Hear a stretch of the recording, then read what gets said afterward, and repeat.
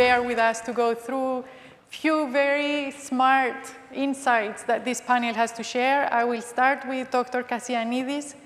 You are leading a significant infrastructure project for Cyprus, namely the infrastructure for the import and storage of gas.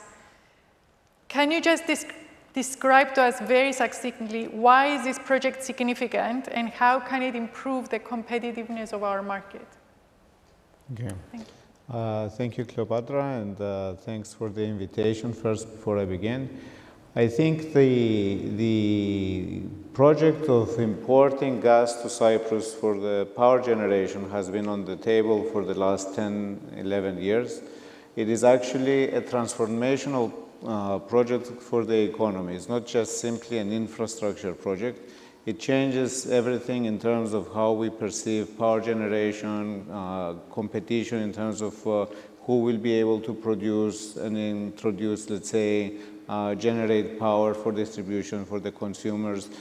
It does affect, we heard about transportation. We have studies to introduce trucks using LNG. It affects, let's say, bunkering. It affects the environment. It will create new jobs.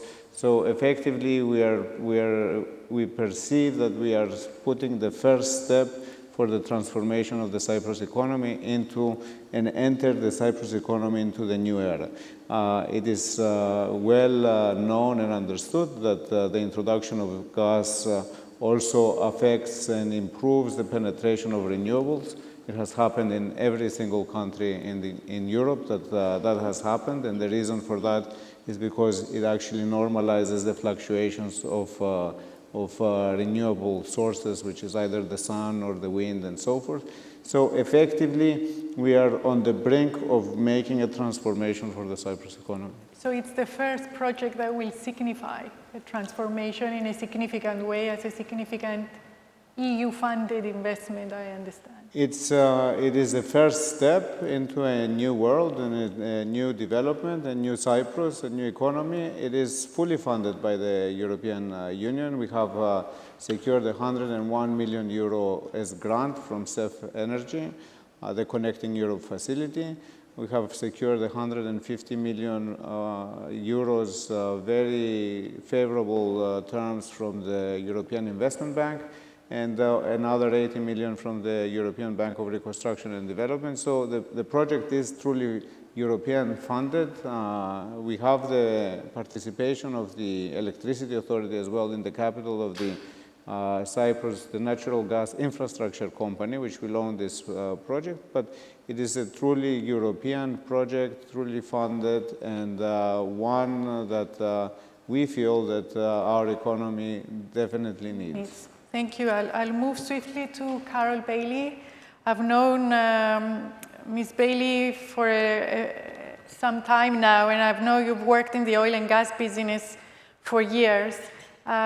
If we had more time, I would have asked you to tell us, because there's a lot of transformation of the big majors into the renewable sector. Yes. So if you can just tell us very, very quickly, before I ask you the second question, what does it signify? We see the big majors moving into renewables. What does that mean? Well, we're in the energy transition era globally, not just here in Cyprus, but the drivers, of course, are climate change and societal pressures, but not least the companies recognizing that they need to change too, because they have to survive in this new era. And in fact, they have to drive that change through their innovation and through their more efficient uses of their current sources of energy and their logistical supply of that energy. And in most cases, the majors have started looking at their own carbon footprint across the value chains. Mm-hmm. They've looked at the costs, carbon costs of construction of facilities, of extraction and production of oil and gas, the distribution and the supply of it. And they've looked at efficiency measures in their own performance initially.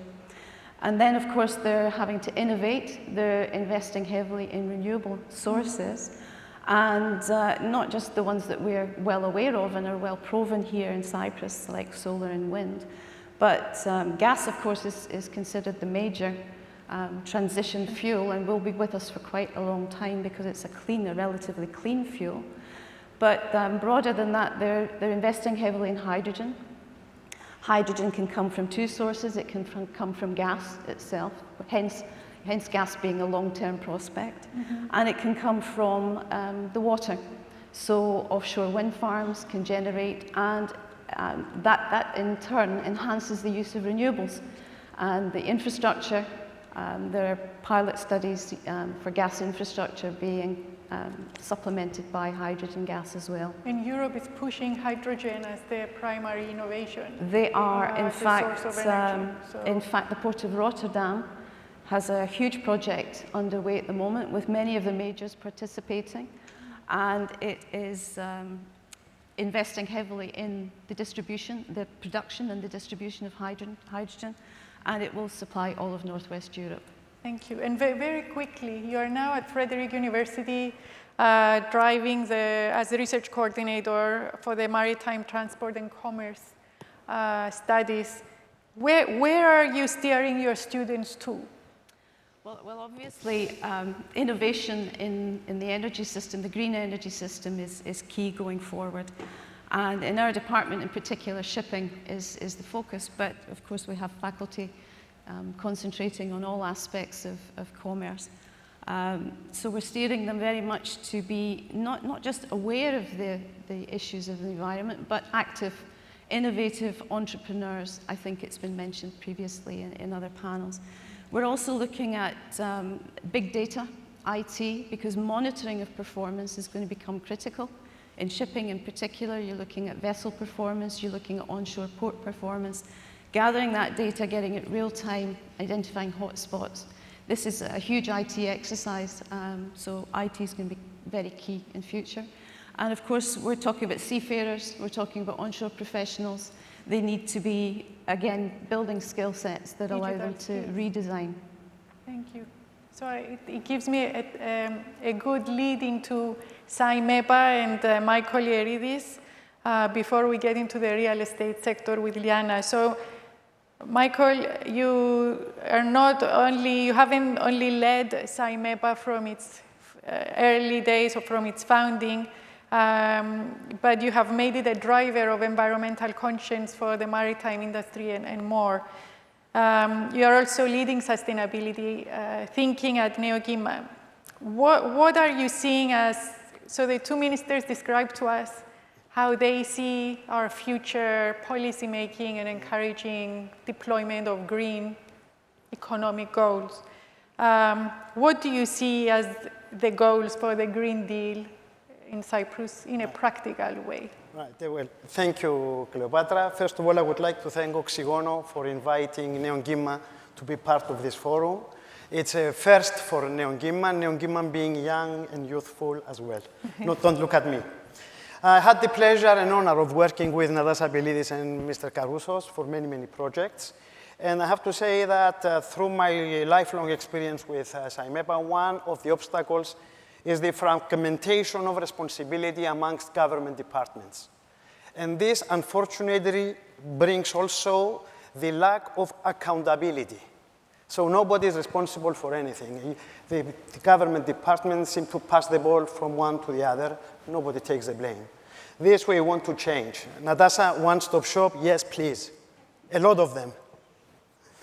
Now, it is no secret, and I hope no surprise, unfortunately, certainly not to Mr. Theopemptou, that when we look at the SDGs, the Sustainable Development Goals in Europe, Cyprus will again come last. And one of the reasons is the lack of sufficient coordination between the government department and the NGOs, the civil society. And I have to say something which might be bitter, but it's true. The government has to support the NGOs to yell at them. They should invite the criticism and they have to pay for it. At present, the Ministry of the Environment refuses to support NGOs. So this must change. We are a society where everybody works together. So this will help us move along together. And let's not forget that SDG 17, which is cooperation, comes exactly into that. Now, as a NeoGIMA, and there we look at sustainability, of course it is for convenience, we have to understand that the Green Deal is essentially the circular economy. That's what it boils down to it. And as I was explaining to Natasa before we came here, there is no waste. Everything has value. And of course, when it comes to energy, please, renewables, renewables, renewables. Because in that way, we also combat climate change. And we have seen in Cyprus the erratic weather, where in October, and it still feels like July. Now, as you are recommending ideas, what we want to encourage is a lot of startups. For example, in the field of plastics, we need to help startups change plastic into something useful. And that's part of circular economy. And we want young people to be involved.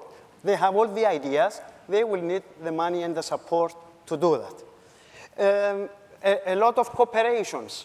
Why should you buy one combined harvester for your own field and not use it for the whole village? Things like that we can promote together. And of course, biogas. Nobody's mentioning biogas. We are hearing natural gas. We are hearing renewable. All these are part of the agenda of Neongima. And one last thing, and I hope Mr. Theobemptou will support this. We want the Green Fund now. We are paying for plastic bags. This money stays in the supermarkets. No, it should go towards the environment. Thank you very much. Thank you very much. Very succinct and very dynamic. Last but certainly not least, Liana Toumazou knows the real estate sector as a regulator of it in Greece and Cyprus. Could you just tell us how RICS is looking at regulating environmental and climate change aspects for the real estate sector? And once you do that, can you tell us how can we get Cypriot real estate stand out in the global real estate market? Thank you. Well, thank you, Cleopatra, and thank you to the organizers for the invitation.